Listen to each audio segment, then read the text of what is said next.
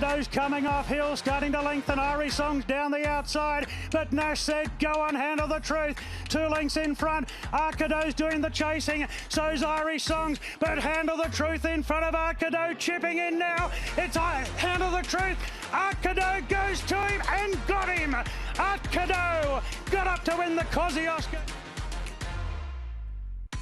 Nature Strip at the 300 metres, 2 lengths clear from his old sparring partner Eduardo giving chase. It's Nature Strip in front of Eduardo. Classique Legends rattling home. Nature Strip in front of Eduardo. Nature Strip kept going. Eduardo. Masked Crusaders jumping out of the ground. Just missed. Nature Strip clings on.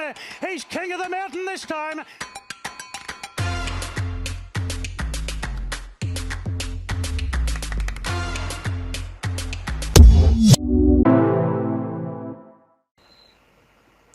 G'day punters, welcome to Victims of the Punt. We're here to review Everest Day. It was first day back on track for those lucky enough there to be at Randwick. Mark Shean was one of those. Mark, just give us an overview of what it was like to be back on course.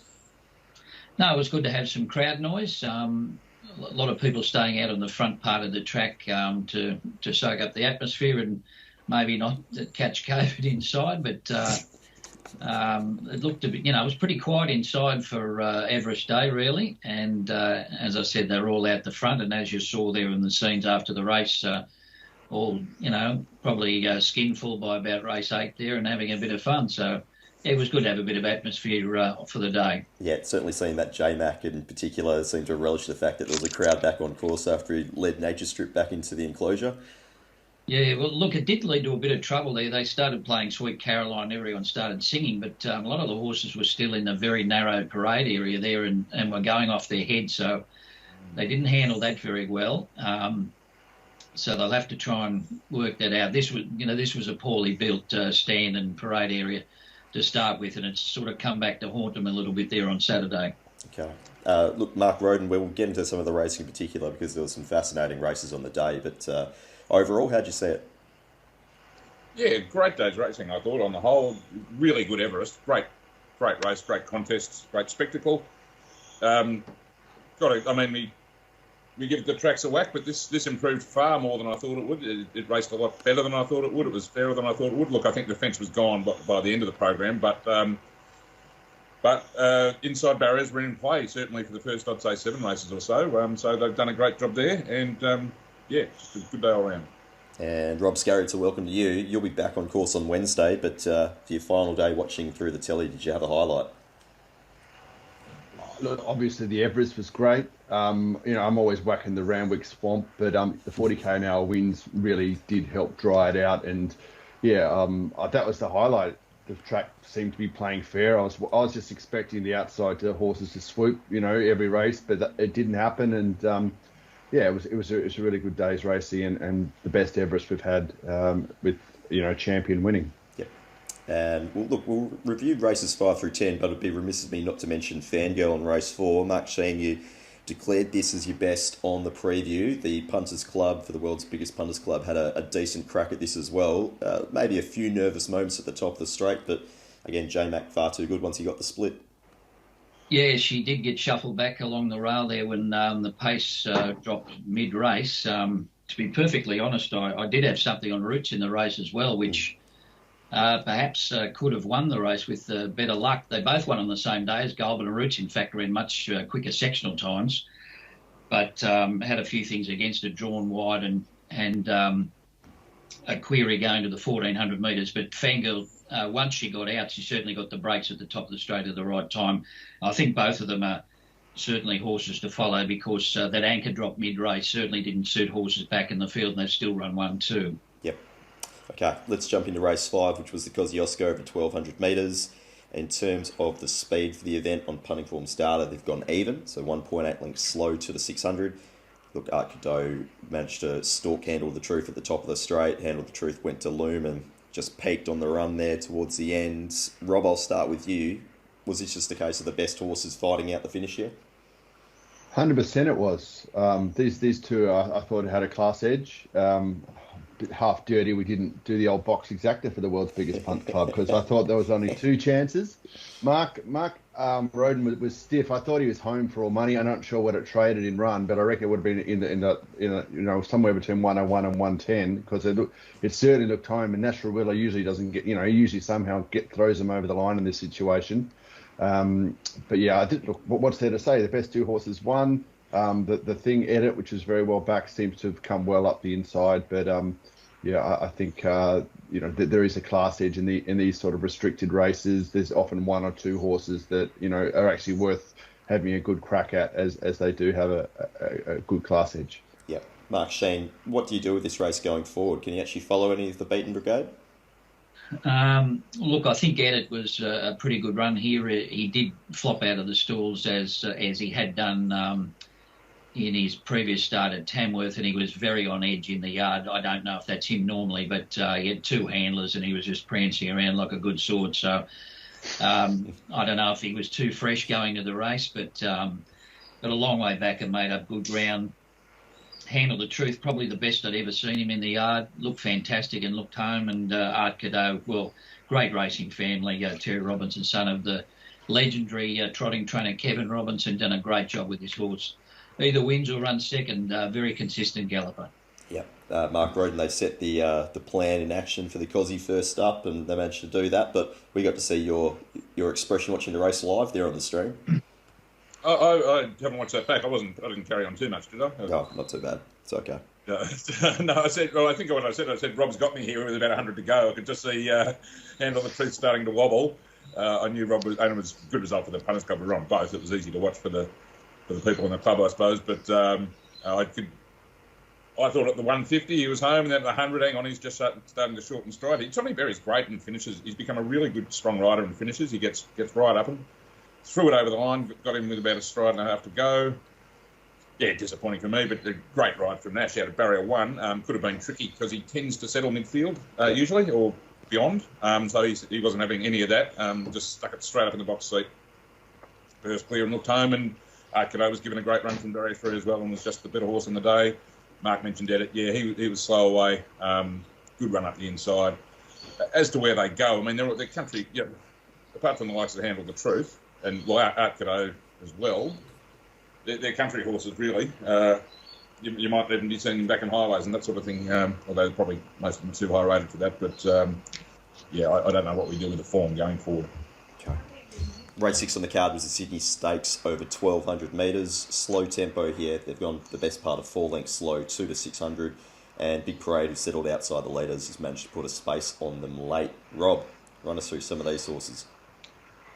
Oh, look, I'd prefer to listen to Mark Shean. He saw him in the flesh. But look, Big Parade, they backed him. He put together 2. Standout seems to have run well again. Prime candidate. He seems to get better as he goes deeper into a prep, and he's run really well. And Kementari doing Kementari things. Yeah. Mark Shean. Yeah, I think the slow pace really played into the hands of the winner. We sort of thought that in the preview, and it did work out that way. I thought he might have been in trouble just at the top of the straight, but he has done this before. One day he won at Rose Hill. He looked in all sorts of trouble when Littlemore beat him off, and he came again to win that race. And he did something similar on Saturday. Bit more consistent, winning back-to-back now, so that's a tick for him anyway. As soon as he hit the line, they were talking about the Everest next year, so it's unrelenting. Yeah. Look, I thought Senior Fox, when the track dried out, might be a chance here. Look, he was 3 wide with cover, but I thought he might have let down a little bit better, but perhaps he just does need it bone dry. I thought Wheelhouse, considering he is not a 1,200-metre horse and the tempo of this race, I thought he hit the line very well late, so he may be heading to Melbourne. Look out for him once he gets in a race over a mile or so, but I thought that was a pretty good run from a horse who was in a race that didn't suit. Yeah, Mark Rhoden, the winner would have to be finding quite a few lengths to be competing in an Everest, you'd think. No, absolutely he would be. Not in a million years I wouldn't think he'd need to improve significantly. This race just was handed to him on a platter, really, with the lack of pace, and got rid of probably his 2 main dangers in Kementari and Senior Fox. I too thought Senior Fox, I don't think has run up to his trials, to be honest. I thought he'd close off a bit better than that. I backed him when it dried out. I backed Kementari as well. Kementari just didn't show enough early pace and just got into an awful position close. He's run well, but he was never going to win. Just panned out perfectly for Big Parade, who I think what they've done with him in his last 2 starts is the key to him. Don't lead at all costs, just sit off something else if they can, and he seems to race a bit better that way. Great racing style, so we win his share of races. I just don't think the Everest will be one. Yeah. Okay, let's have a look at that race, the Everest, race 7, 1,200 metres. In terms of the tempo, no surprise, very fast tempo, 6.7 lengths fast to the 600, and in the end, Nature Strip was able to do it all and claim his throne as the best sprinter in the country, Rob. 100% he is. What I saw in his track gallop with Home Affairs at Rose Hill had me convinced that this horse was going better than ever. He seemed to travel on a piece of cotton, so he's really improved mentally. He's no longer the hard-going thing. And yeah, he didn't have it easy here. You know, Masked Crusader ran enormous, and you know, if only, you know, if only he jumped, if only Bollock should be my uncle. But yeah, Eduardo, fantastic run again. He's a brave horse. I think 1,200 sees him out. Somebody liked him.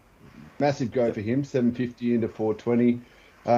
Classic Legend, probably the track didn't suit, burst up, and it was always going to be a hard ass. I couldn't see it at the price. I thought Trekkie was as good as a chance as him, and they've sort of crossed the line together. So, yeah, Lost and Running, he seems to have turned his form around.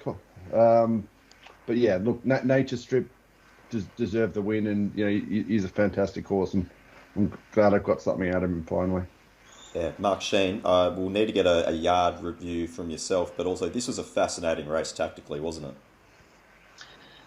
Well, I think, look, I was shocked in the first 100 when Home Affairs and Eduardo just handed up to Nature Strip, and I think that has actually won him the race, even though he did sit off the fence and lead by 3/4 of a length.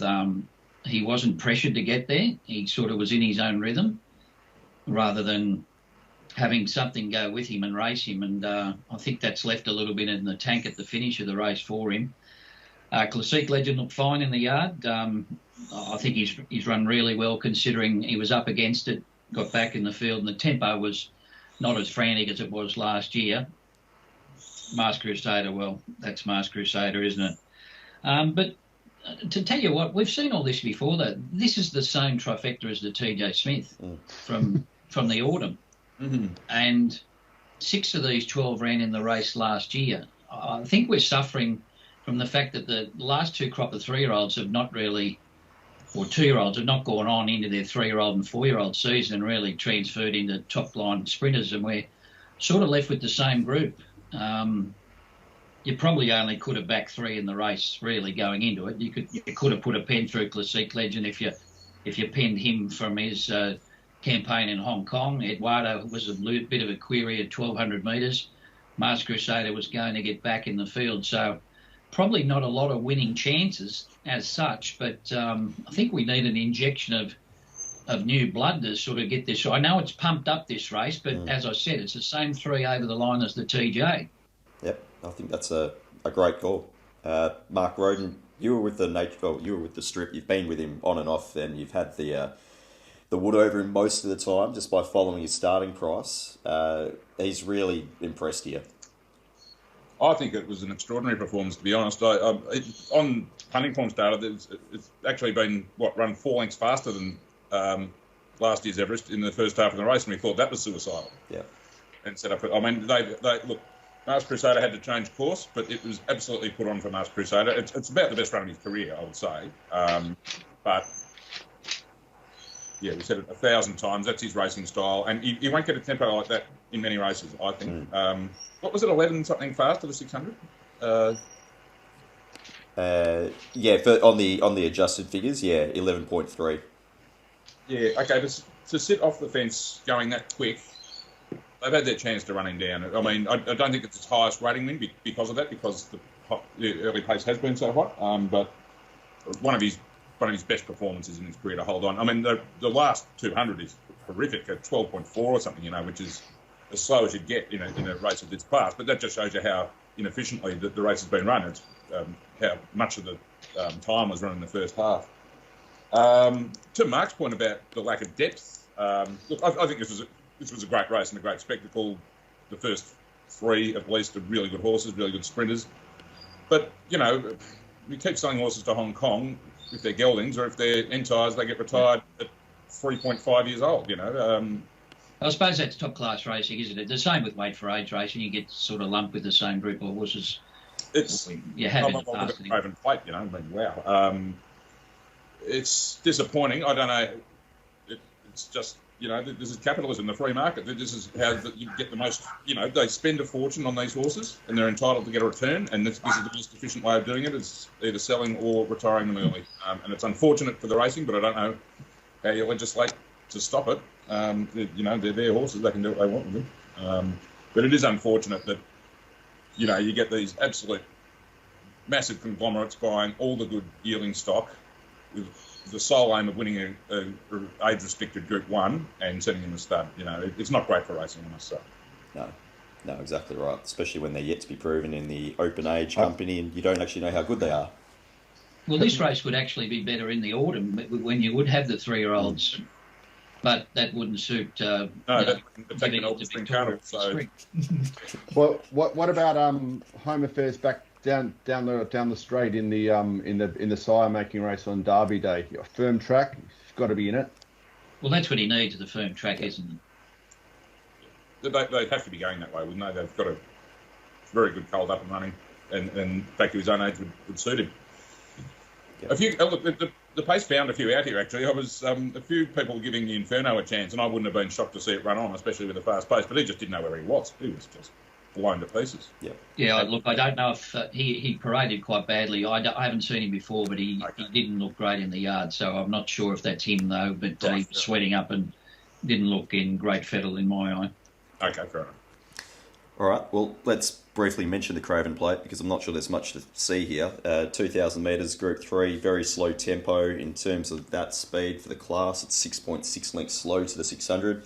Rob, the limited opposition here to think of it over? Yeah, very limited. Skylab, Lions Roar, they're in the Quinella, I think in the Roseville Guineas, so something from the 4-year-olds.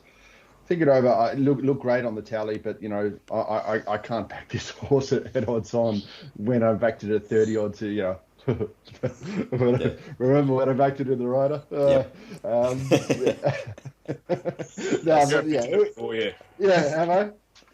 I? Anyway, I don't know. This race is, you know, Yonkers seem to be a bit disappointing.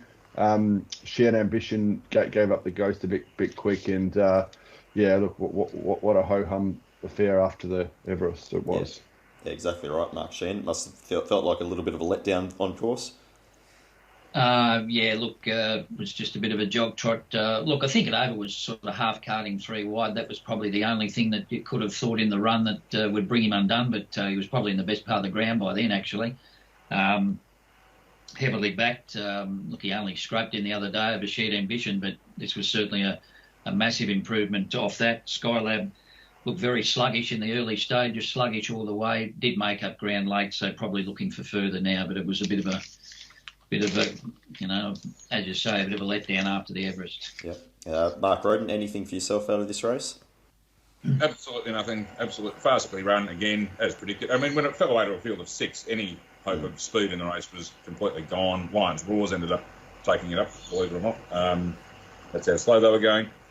Thinking over a bit better through the line this time. He sort of collapsed over the line last time, but he's run an okay last section as you'd expect in such a slow race. But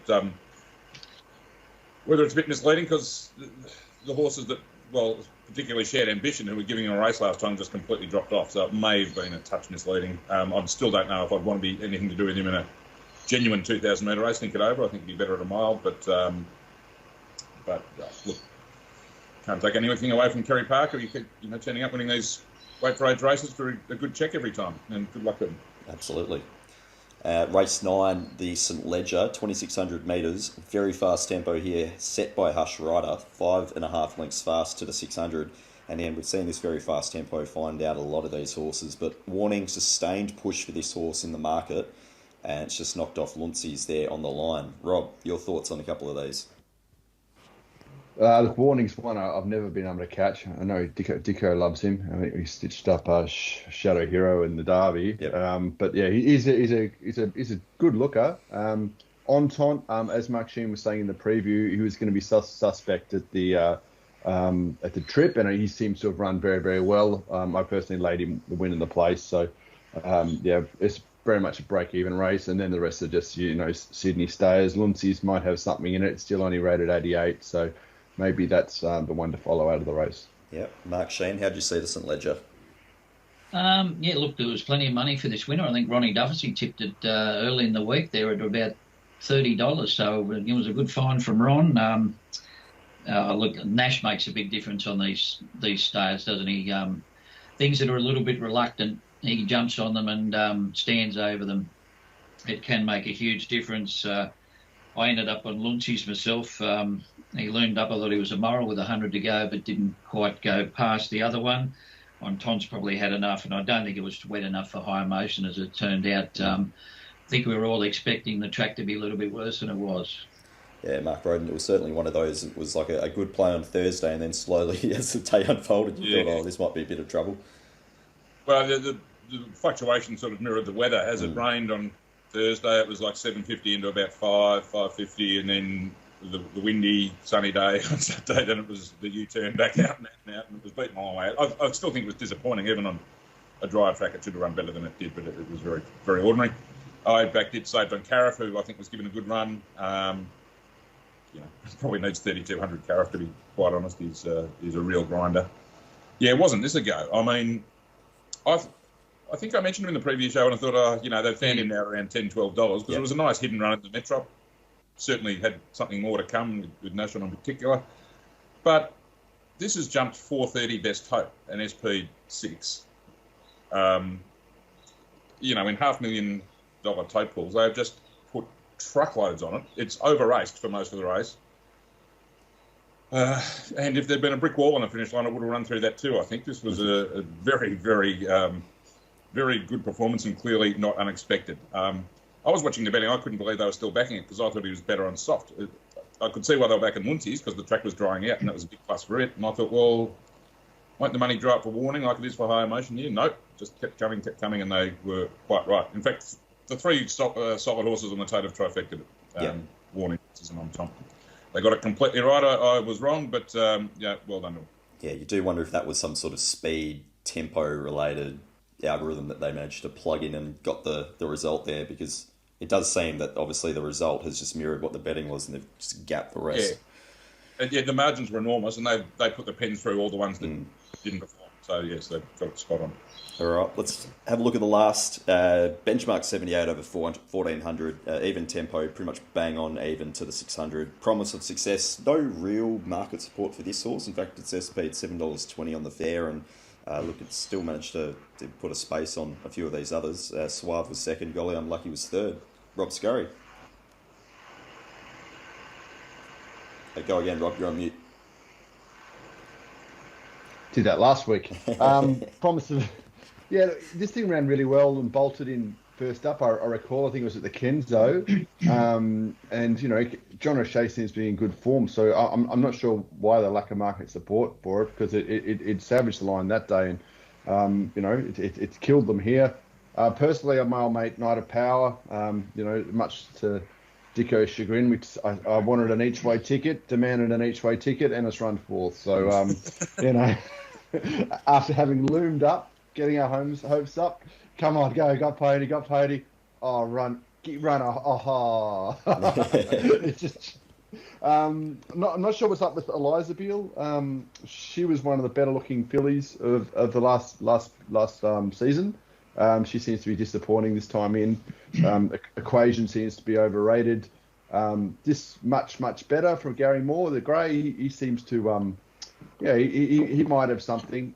He's a bit of a winner, and he always seems to go around at a decent price too. So, he's one maybe to look out for. And Suave has run well, but the winners. I think the winner's the best horse in the race, and maybe can go on.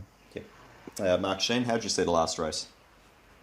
Yeah, look, I talked myself out of this winner. I've been on it every start in Australia 5 times. I backed it a couple of horror rides on the Kenzo. But I think she just appreciated getting a toe in the ground as opposed to the Kenzo was pretty rock hard last start. So she showed a great turn of foot there.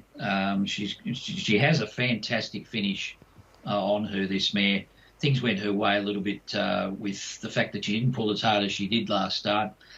Found some cover. Thought Suave was brave. Fence was right off by that stage, and McDonald from barrier number 1 couldn't do much about that. So he looks in fantastic form at the moment. And golly, I'm lucky. We mentioned this in the previous show. He didn't have a great deal of luck again in the top of the straight.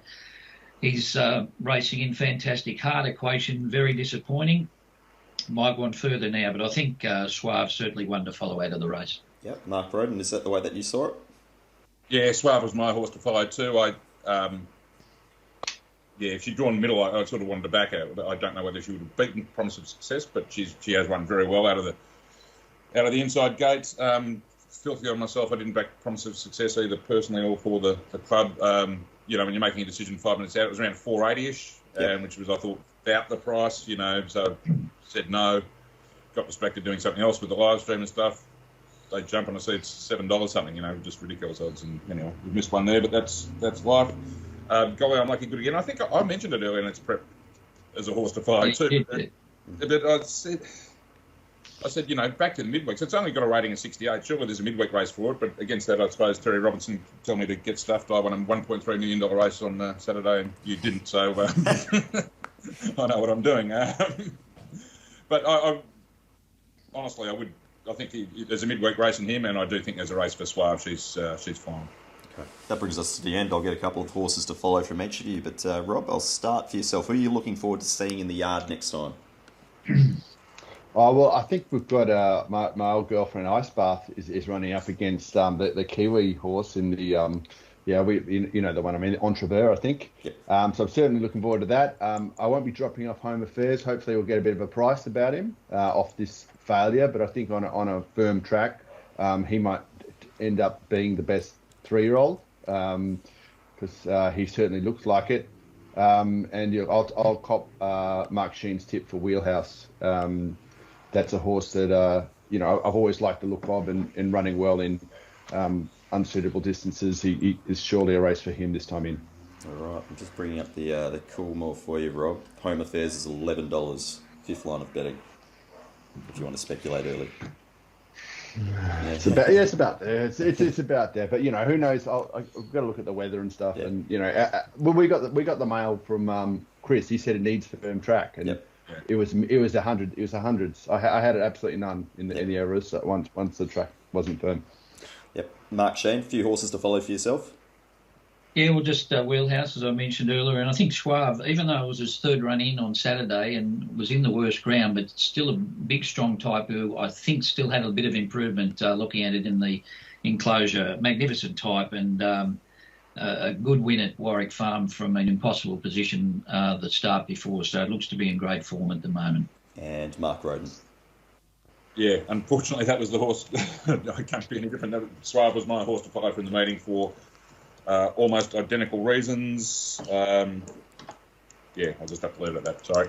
All right, the week ahead, we've got Kenzo Wednesday, Hawkesbury Thursday, Kembla Grange and Randwick on Saturday for the beach race and the RSVP. Mark Shean, you must be excited about these races. We've got rain predicted all week, so the ice bath will certainly be in her element on Saturday. I wish it was a mile though, but do we go to the well one more time? I think we have to. I think it's compulsory. Well, yeah. That's it. I'll leave it to you guys anyway. We'll catch up on Friday. We'll preview those races. We'll tip Ice Bath and back it, and we'll see what happens. But until then, guys, enjoy the week. Thanks, mate.